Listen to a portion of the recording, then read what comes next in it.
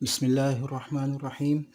9th class mathematics में आज हम इंशाल्लाह एक्सरसाइज 1.1 क्वेश्चन नंबर 4 जो न्यू हमारी बुक है मैथमेटिक्स की, उसका हम क्वेश्चन नंबर 4 एक्सरसाइज 1.1 का करेंगे। क्वेश्चन नंबर 4 कहता है कि जैसे कि सामने नज़र आ रहा है, can you make a list of all rational numbers between 1 and 2। Rational numbers को हमने इंट्रोडक्शन में तफसील से देख लिया था कि नंबर सिस्टम में हमारे पास कुछ होल नंबर्स होते हैं, कुछ नेचुरल नंबर्स होते हैं, कुछ इवन ओड नंबर्स होते हैं, इंटीजर्स वगैरह होते हैं। रैशनल नंबर्स की बात आती है तो रैशनल नंबर हमारे पास जो हैं, जिनको उर्दू में हम नातिक आदाद भी कहते हैं, वो हमारे पास जो हैं वो फ्रैक्शंस में मौजूद होते हैं।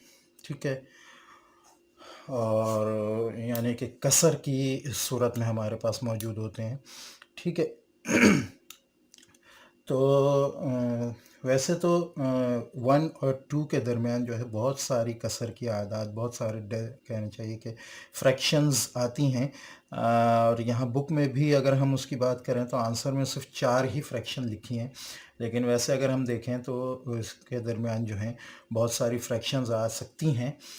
लेकिन हम चंद ही फ्रैक्शंस को यहाँ देखेंगे जो कि रैशनल यानी नातिक आदाद के तहत होनी चाहिए। नातिक आदाद की या रैशनल नंबर्स की जो पहचान हमने पहले, जो सबसे बड़ी निशानी है वो ये है कि वो जो है नॉन टर्मिनेटिंग और नॉन रिकरिंग नहीं होते, गैर मुख्ततम और गैर मुतवाली नहीं होते। यानी उनमें पहली बात तो ये कि या तो डेसिमल ख़त्म हो जाते हैं, और अगर ख़त्म नहीं होते तो वो बार बार एक जैसे आ रहे होते हैं, तो ये रैशनल नंबर होते हैं। अगर ये दोनों ना हो तो फिर वो इर्रेशनल नंबर होंगे। ठीक है, तो ऐसे हम जो है अगर हम आसानी के लिए ये देखें कि नंबर लाइन अगर हम बनाएं, ठीक है, 1 और 2 के दरमियान हम बना लेते हैं। ये 1 है, ये 2 है। ठीक है, तो अगर हम इसको स्केल में भी देखें तो हमारे पास जो है 1 के बाद 1.1, 1.2, 1.3, 1.4, 1.5, 1.6, 1.7 जो है इस तरह करके आता रहेगा। तो हम इसको जो है नीचे लिख लेते हैं। कुछ फ्रैक्शंस 1.1, 1.2, 1.3, 1.4। ये एक आसान तरीक़ा है बीच की फ्रैक्शंस निकालने का, इर्रेशनल फ्रैक्शन ख़ास तौर पे ये सब इर्रेशनल ही होंगी जब हम इनको कसर में करेंगे या फ्रैक्शन में करेंगे, कॉमन फ्रैक्शन में। तो चूंकि ये इनका डेसिमल ख़त्म हो रहा है तो ये खुद ब खुद यही बात है कि ये रैशनल नंबर्स होंगे। 1.5, 1.6, 1.7, 1.8, 1.9। ठीक है, और 2 तो है ही। ठीक है, अब हम इनका डेसिमल ख़त्म करने के लिए या इनकी आशारिया ख़त्म करने के लिए आसान सा तरीक़ा है कि आशारिया की जगह जो है आप इसको रफ़ में कर लें। बेशक एक को हम रफ़ में कर लेते हैं, बाकी हमारे सामने ख़ुद ब खुद आ जाएंगे। कि जैसे 1.1 है ठीक है, तो यहाँ क्या करेंगे, आशारिया की जगह हम 1 लगाएंगे, उसके आगे जितने नंबर है उतने सिफ़र लगा कर आशारिया को ख़त्म कर देंगे। अब हमारे सामने क्या आ गया, 11/10। ठीक है, इसी तरह ये सारे इसी तरह आएंगे।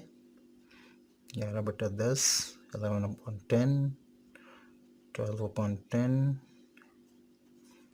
13/10, 14/10, 15/10। अभी हम इन्हीं 5 को कर लेते हैं। अब अगर ये कहना चाहिए कि कैंसिल हो रहे हैं तो कैंसिल कर लें। 2 6 2 5, ठीक है, 2 7, 2 5, अच्छा 2 5 3, 5 2। ठीक है, तो ये हमारे पास कुछ फ्रैक्शंस आ गई। 11/10, 6/5, 13/10,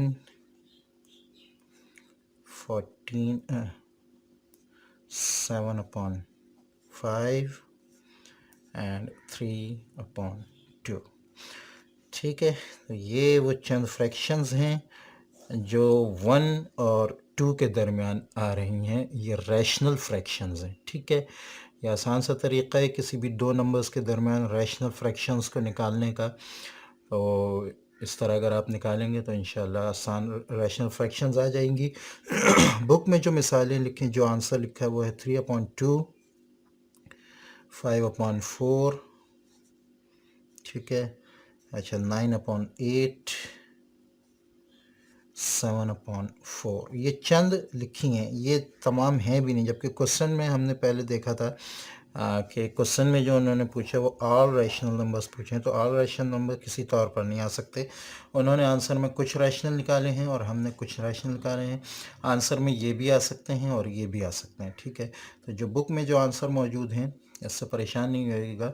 ये इसलिए ये आंसर है क्योंकि ये ना तो नॉन रिकरिंग है और ना ही नॉन टर्मिनेटिंग है, ना तो गैर मुख्ततम है ना गैर मुतवाली है, इसलिए ये भी नातिक आदाद हैं और ये भी नातिक आदाद हैं, ठीक है। ये हमारा क्वेश्चन नंबर 4 है। इसको इतना सारा करने की ज़रूरत नहीं है, ठीक है। आप इसको रफ में कर कर भी जो है कुछ रैशनल नंबर बआसानी जो है वो निकाल सकते हैं। ये तरीक़ा मालूम होना चाहिए कि रैशनल नंबर किसी भी दो आदाद के दरमियान, दो डिजिट्स के दरमियान किस तरह निकाला जाएगा, ठीक है। अब हम आते हैं क्वेश्चन नंबर 5 की तरफ। क्वेश्चन नंबर 5 जैसे कि हमारे सामने आ रहा है, क्वेश्चन नंबर 5 कहता है give reason why pi is an irrational number, ठीक है। पाई जो है पूछा है कि पाई रैशनल नंबर, इर्रेशनल नंबर क्यों है। पाई की वैल्यू असल में आती है 22/7, ठीक है। यहाँ एक रफ कॉलम बना लेते हैं। अब अगर हम 22 को 7 से डिवाइड करें तो यह आएगा 7 3 21, ठीक है, 1 बचेगा। अब हमें पॉइंट लगाना होगा, 0 इधर लेंगे हम, 7 1 7, ठीक है, 3 बचा, ठीक है, फिर 0 लग जाएगा, 7 4 28, ठीक है।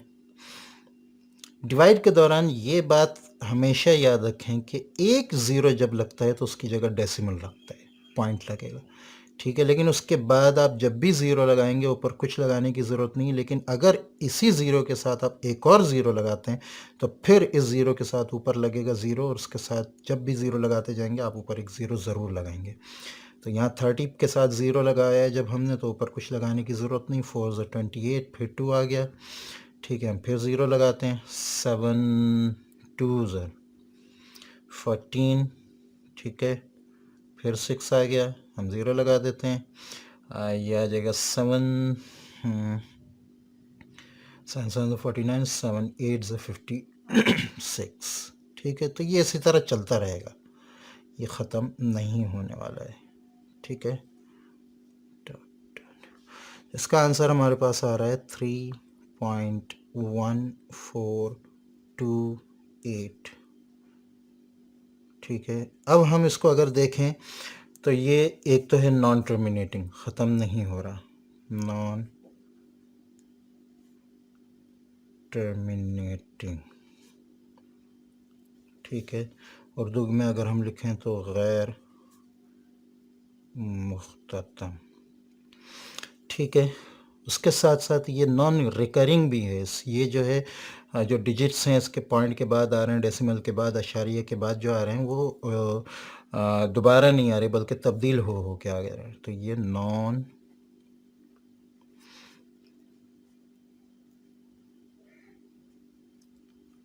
रिकरिंग भी है, गैर मुतवाली